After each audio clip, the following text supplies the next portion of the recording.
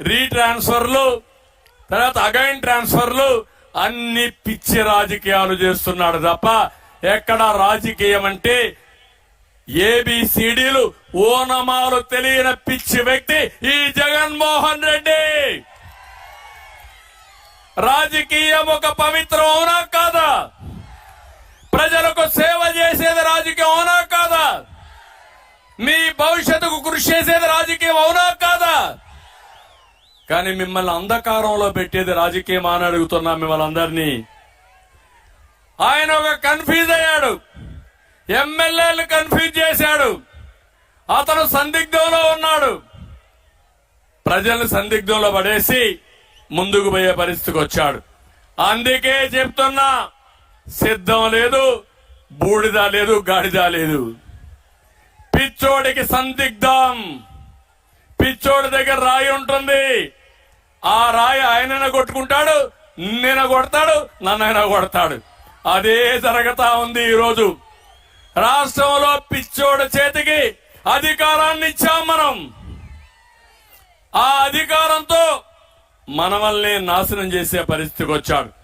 అందుకే మిమ్మల్ని కోరుతున్నా, జీవితాలను నాశనం చేసిన జగన్ని రాజకీయాల్లో నుంచి తరిమేయడానికి సిద్ధమా మీరు అడుగుతున్నా? సిద్ధమైతే గట్టిగా చెప్పండి, చప్పట్లు కొట్టి.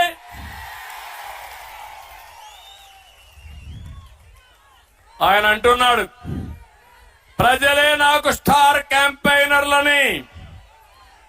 తనకెవరూ లేరంటున్నాడు, పేపర్లే లేవంటున్నాడు, ఛానలే లేదంటున్నాడు. నీ అవినీతి పుత్రికే కదా సాక్షి పేపరు,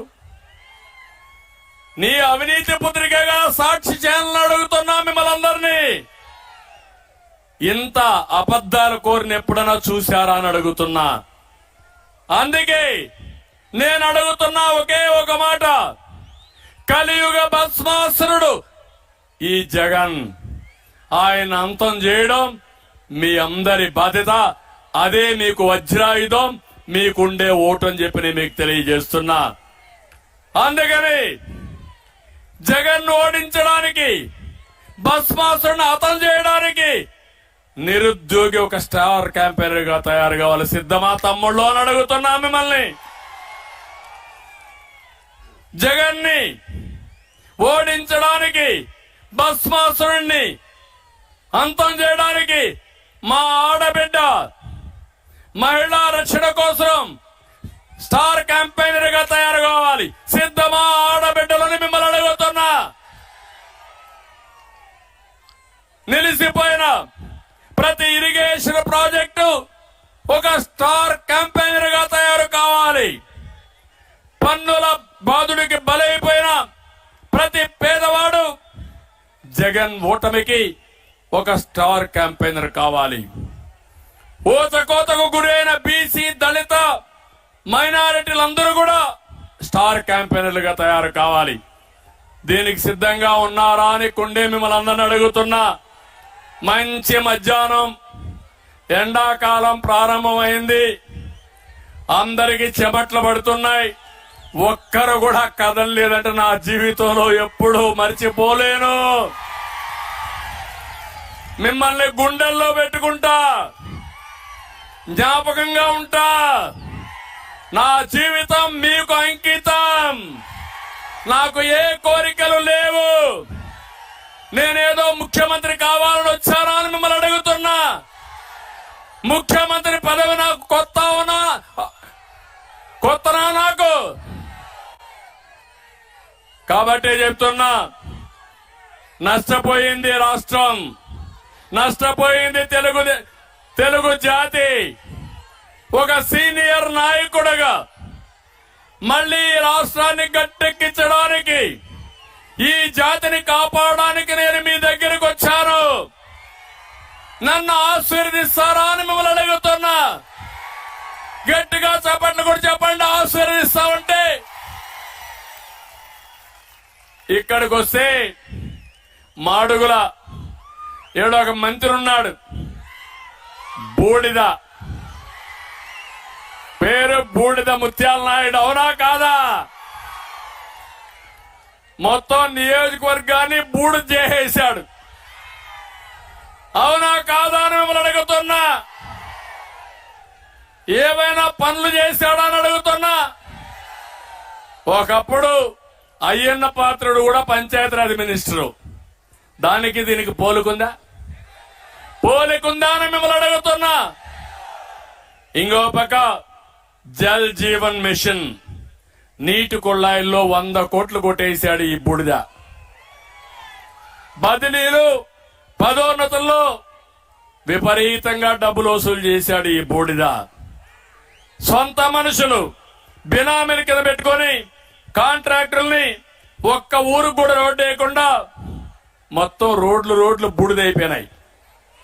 నడిచే పరిస్థితిలో ఉన్నారా మీరు? ఇలాంటి మంత్రి మీకు అవసరమా? ఇలాంటి ఎమ్మెల్యే మీకు అవసరమా? ఇంకో పక్క అనకాపల్లిలో ఒక ఆయన ఉన్నాడు. దోపిడీలో ఫుల్ స్పీడ్. పెట్టుబడులు తేవడం చేత కాదు. దావోసుకు పోవాలంటే చలంట. దావోసుకు పోవాలని చలని చెప్పే వ్యక్తి మనకు మంత్రి. పెట్టుబడులు అడిగితే కోడి గుడ్డు, కోడి ముందు గుడ్డు ముందా అని చర్చ.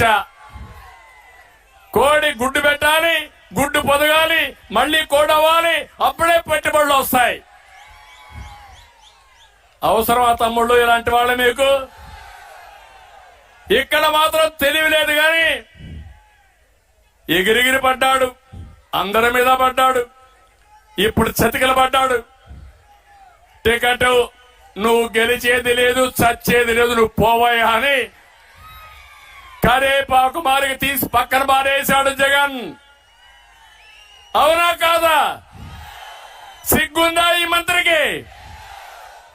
ఒకప్పుడు మా దగ్గరనే పెరిగాడు. మా దగ్గరనే పెరిగి ఈరోజు ఇష్టానుసారంగా మాట్లాడి చతికిల పడ్డాడు. అందుకే నేను చెప్తున్నా, తెలివైన వాడు విస్సన్నపేట భూముల్లో 600 ఎకరాలు ఎక్కడికక్కడ కబ్జా చేసి ప్లాట్లేసి అమ్మేసుకునే పరిస్థితికి వచ్చాడు. ప్రభుత్వ ఆసుపత్రిని అభివృద్ధి చేయలేడు గాని, టిట్కో ఇండ్లు ఇవ్వడం గాని సొంత ఆర్జనకు మాత్రం తక్కువ లేదు. అలాంటి చేసే పరిస్థితికి వచ్చాడు. ఇంకొక ఆయన నర్సీపట్నంలో ఉన్నాడు, గణేష్. దోపిడీలో బేష్. గణేష్ మాత్రం దోపిడీలో బేష్ అన్నమాట. ఈయన చూస్తే నియోజకవర్గం పైన ఫోకస్ లేదు. ఎంచో పైన ఫోకస్ అయ్యన్న పాత్రుడి పైన, ఆయన కుటుంబం పైనే ఈయనకు. ఆయన పైన కేసులు పెట్టడంలోనే ఈయనకు రోజంతా గడిచిపోతుంది. సాలిక మల్లవరంలో రిజర్వ్ ఫారెస్ట్ లో రంగురాళ్ల దొంగ వ్యాపారం 150 కోట్లు కొట్టేశాడు. గబ్బాడ ఇసుక డిపో నుండి 2300 మెట్రిక్ టన్నులు ఇసుక మాయం చేసిన గనుడు. రెవెన్యూ అధికారులు చెప్పు చేతుల్లో పెట్టుకుని ఆన్లైన్ లో పేరు తొలగించి డబ్బులు వసూలు చేస్తున్నాడు. ఈ విషయం కూడా మీరు గుర్తుపెట్టుకోవాలి. ఈ రోజు మీ పట్టాదారు పాస్బుక్ పైన, మీ తాత మీ ముత్తాత ఇచ్చిన ఆస్తి పైన ఎవరి బొమ్మ ఉంది? మీ పొలంలో సర్వే రాళ్ల పైన ఎవరి ఫోటో ఉంది? ఎవరి? అదే మాదిరిగా ల్యాండ్ సెటిల్మెంట్ ఒక యాక్ట్ తీసుకొచ్చారు. అంటే మీ భూమి ఇంకా మీ చేతల్లో ఉండదు. ఈ గణేష్ మారిగా మీ భూమిని ఆన్లైన్ లో పేర్లు మార్చేసి వైఎస్ఆర్ కాంగ్రెస్ దొంగలు జగన్మోహన్ రెడ్డి కొట్టేస్తారు. కబద్దార్, జాగ్రత్తగా ఉండండి. ఇప్పుడు ఓట్ల దొంగలున్నారు, రేపు మీ భూ రికార్డులు మార్చేసే దొంగలు వస్తారు. జాగ్రత్తగా ఉండమని హెచ్చరిస్తున్నా.